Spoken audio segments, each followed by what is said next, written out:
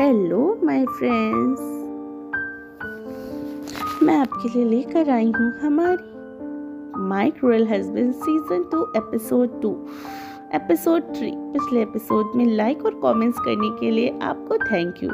और आप सभी का प्लीज़ अगर आप सभी ने मेरे चैनल को सब्सक्राइब नहीं किया है तो प्लीज़ जाकर मेरे चैनल को सब्सक्राइब कीजिए। आपसे बहुत ज़्यादा रिक्वेस्ट है, तो प्लीज़ मेरे चैनल को सब्सक्राइब ज़रूर कीजिए और वीडियोस पसंद आती है तो लाइक करना मत भूलिए। तो चलिए कहानी को आगे बढ़ाते हैं। तो जैसा कि आप सबने अभी तक सुना कि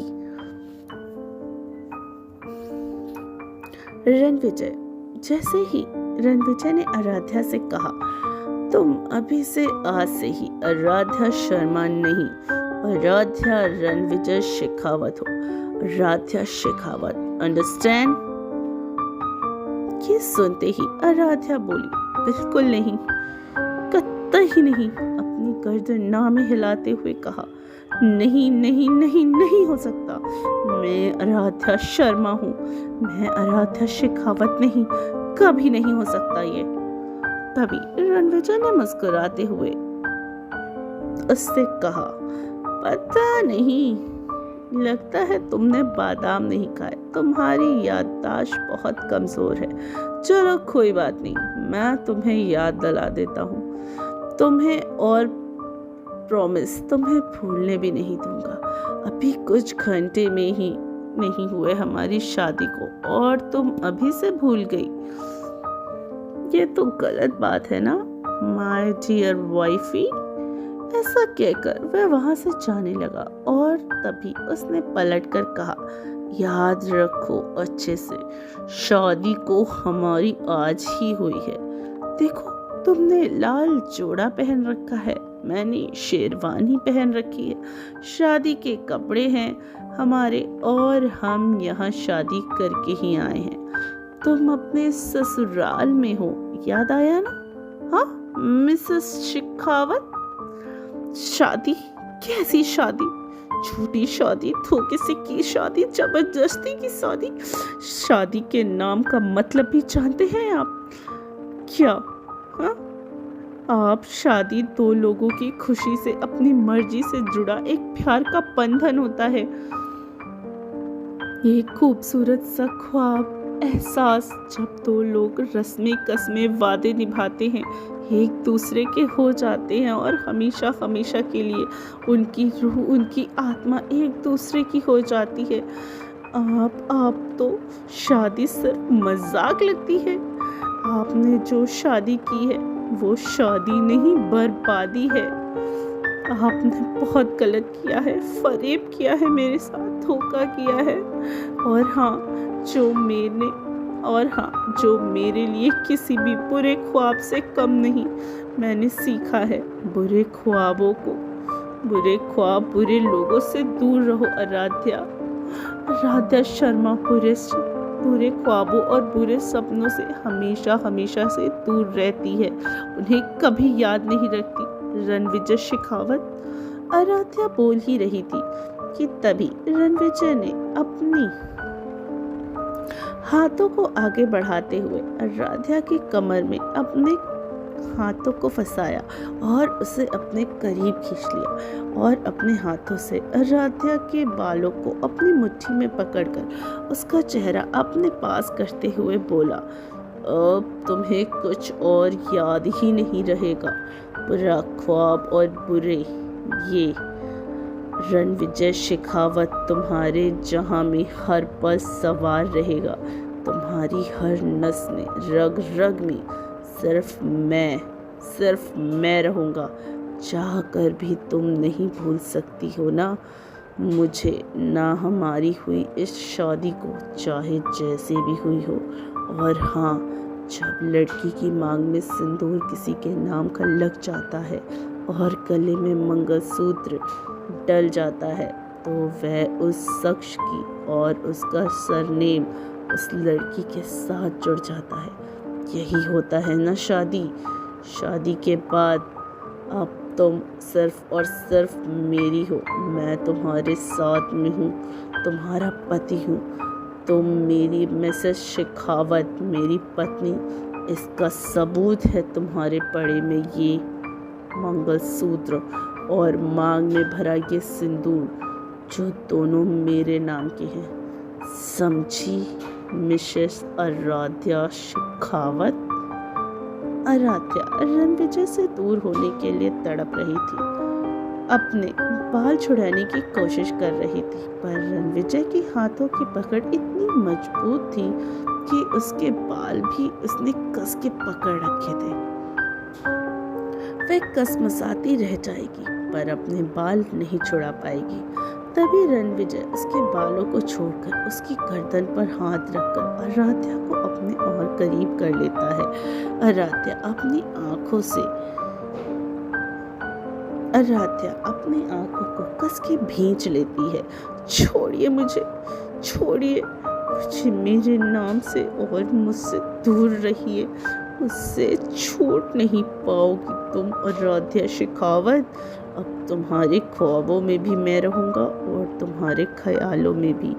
मैं जहाँ देखोगी मैं, सिर्फ और सिर्फ मैं रहूँगा। इसके बारे में सोचोगी वो भी सिर्फ और सिर्फ रणविजय शेखावत होगा। इतना मजबूर कर दूंगा मैं तुम्हें कि तुम इसके अलावा कुछ नहीं सोच पाओगी। और हाँ, ये तुम्हारी मांग का लाल सिंदूर खुशियों की सौगात नहीं, खतरे का निशान है, जो तुम अपनी मांग में रोज सजाओगी। याद दिलाता रहेगा ये तुम्हें उस खतरे की कि तुम्हें मुझसे खतरा है। और ये गले में पड़ा मंगलसूत्र तो मैं हमेशा एहसास दिलाएगा कि ये एक ऐसा फंदा है जो तुम्हारे गले से नहीं निकलेगा। Right Mrs Shekhawat? आराध्या अपनी आंखें खोलते हुए, कैसे कोई इतना बेदर्द हो सकता है? कैसे? Because I am devil husband. Because I am your devil husband. Aaradhya तड़पते हुए, आपको क्या लगता है सब कुछ आपके हिसाब से होगा? रणविजय क्या लगता है? रणविजय क्या लगता है? ऐसा ही होगा। तुम्हारी सांसों पे तुम्हारी सांसें भी मेरी मुट्ठी में हैं और तुम्हारी सोच भी, तुम्हारे तन पे, तुम्हारे मन पे, तुम्हारी रूह पे, तुम्हारी आत्मा पे सिर्फ और सिर्फ मेरी ही चलेगी। आराध्या मुझे कठपुतली समझने की भूल मत कीजिए रणविजय शेखावत। मुझे कठपुतली समझने की भूल मत कीजिए। मुझे लाइटली लेने की भूल तुम मत करो। तुम पर मुझे कभी रहम नहीं आएगा और ना ही तरस आएगा। ये सुन आराध्या की आंखें छलक उठी। वे सरकते हुए बोली, एक पर रहम से उम्मीद भी की जा सकती है। आप तो एक बेरहम ठहरे।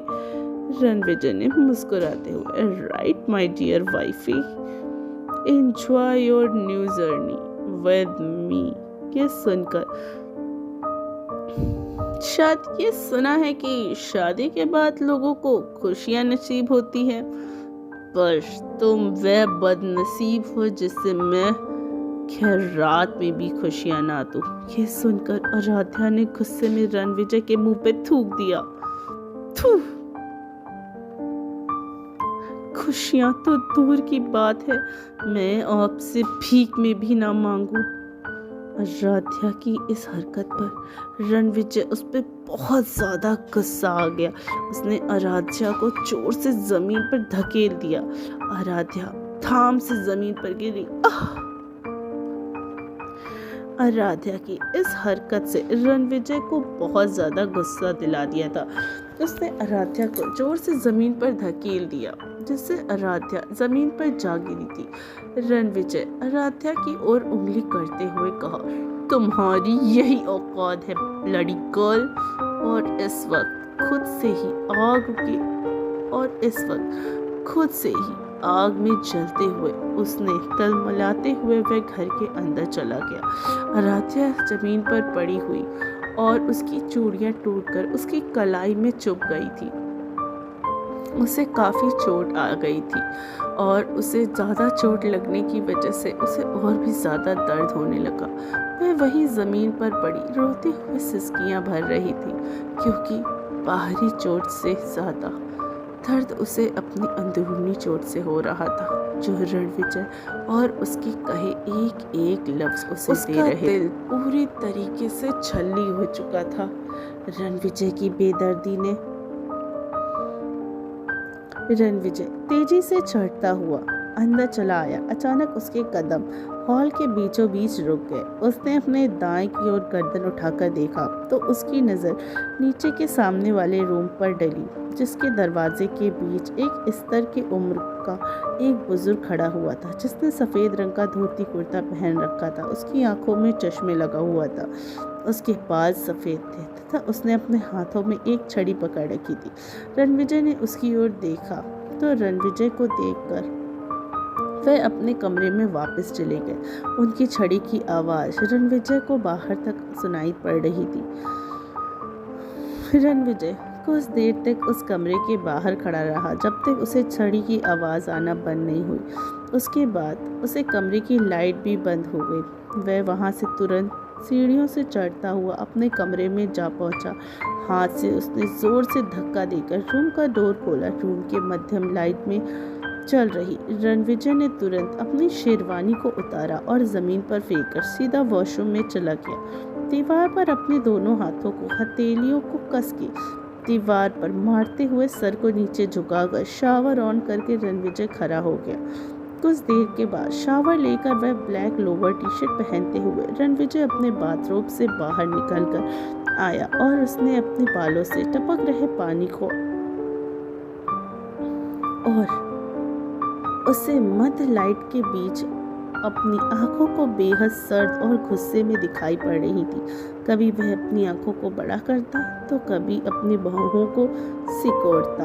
अपने दांतों को भींचता हुआ वह कमरे में गुस्से से इधर से उधर चल रहा था। गुस्सा शायद इस वक्त उसे आराध्या को लेकर था, उसकी थूकने वाली हरकत को लेकर। तभी रणविजय ने अपने गीले बालों को हाथ से पीछे करते हुए बेड पर जाकर ब्लैंकेट ओढ़कर लेट गया। कुछ देर रूम की लाइट जलती रही, फिर रणविजय ने हाथ बढ़ाकर लाइट्स बंद कर दिया। पूरे कमरे में शांति पसर चुकी थी और अंधेरा जैसे अपने चरम पर पहुंच चुका था। नीचे आराध्या लॉन में जमीन पर पड़ी रह गई। जमीन पर ही पड़ी आराध्या ने खिसकते हुए अपनी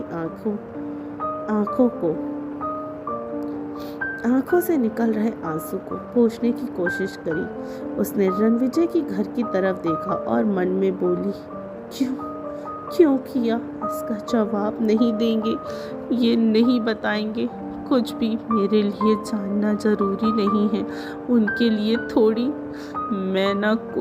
मेरी तो कोई गलती भी नहीं थी, ना ही मैंने कोई गुनाह किया, फिर भी इतनी बड़ी सजा। अपनी इज्जत से मगरूर रणविजय शेखावत मुझे नहीं जाने देंगे यहाँ से, पर मुझे यहाँ नहीं रहना।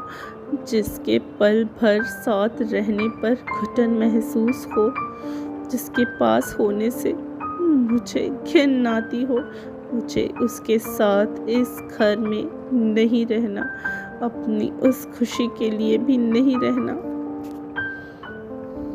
तभी उसने अपना हाथ जमीन पर टिकाते हुए और हल्का हल्का खसकते हुए वह जमीन से उठने लगी कि तभी वह जमीन पर धड़ाम से जा गिरी। फिर से वह हिम्मत कर दर्द से करहाती हुई, आहें भरती हुई वह नीचे उठकर खड़ी हुई और अपने हाथों से आंखों को किनारों को साफ करते हुए आसमान की तरफ देखते हुए बोली, भगवान क्यों बनाई तुमने ये दुनिया? दुनिया बनाई तो बनाई, इतने बेदर्द बेरहम लोगों को क्यों बनाया, जिन्होंने दूसरों को किया। अपनों को भी दर्द देने में मज़ा आता है, एक बार भी जिसकी आत्मा उसे नहीं छल्लाती। अपनों को तो बख्श देते, गैरों को तो कोई रिश्ता ही नहीं था, और और गैर कौन सा उनसे शिकायत करने आ रहे। इसे तो ये तक नहीं पता कि अपने करीबियों का भी ये बुरा हाल कर देता है। कैसे ऐसे लोगों को धरती पर भेजा है, दूसरों का जीना मुश्किल कर डाला है। भगवान कहते हैं अच्छे लोगों के साथ आप कभी बुरा नहीं होने देते, तो फिर मेरी और अहम की क्या गलती है? इसमें क्या भलाई है? या हम अच्छे नहीं हैं? जो होता है ऊपर वाले की मर्जी से होता है, फिर ये नीचे वाले अपनी मर्जी क्यों चलाते हैं? आप भगवान हो या ये इंसान जो खुद को ही भगवान मान बैठा है, जिसकी रूह भी शैतानी है। कौन सी परीक्षा ले रहे हो बप्पा हमारी? ज़रूरी है क्या अच्छे लोगों के बीच एक शैतान को भेजना?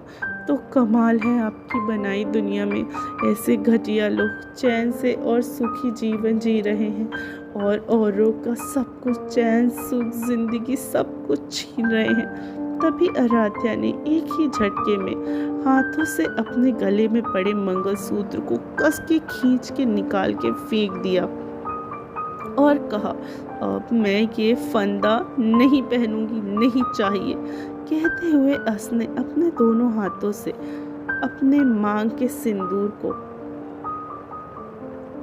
पोंछने लगी और कहने लगी, नहीं चाहिए मुझे ये सिंदूर। क्या मायने हैं इसके मेरे लिए? कोई मतलब नहीं बनता। नहीं मानती मैं इस धोखे वाली शादी को, झूठी शादी। कोई मतलब नहीं है इसका मेरे लिए।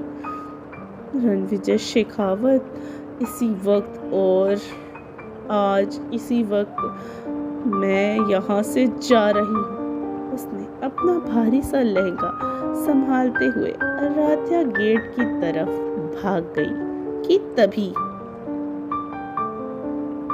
तो फ्रेंड्स, आप सभी को क्या लगता है कि क्या आराध्या रणविजय के जंगल से छूट पाएगी? क्या वह भागने से कामयाब हो पाएगी? अचानक वे गेट के सामने भाग ही रही थी कि कौन आ गया उसके सामने, जो वो रुक गई। क्या हुआ है उसके साथ? आगे की कहानी जानने के लिए आप हमारे साथ यूं ही बने रहिए और सुनते रहिए माय क्रूएल हस्बैंड सीजन 2। कहानी अच्छी लगती है तो लाइक कमेंट करना मत भूलिए, चैनल को सब्सक्राइब करिए एंड बेल आइकन को दबाना मत भूलिएगा। तो चलिए मिलती हूँ कहानी के अगले पार्ट के साथ। तब तक के लिए अपना ख्याल रखिए। तो दुनिया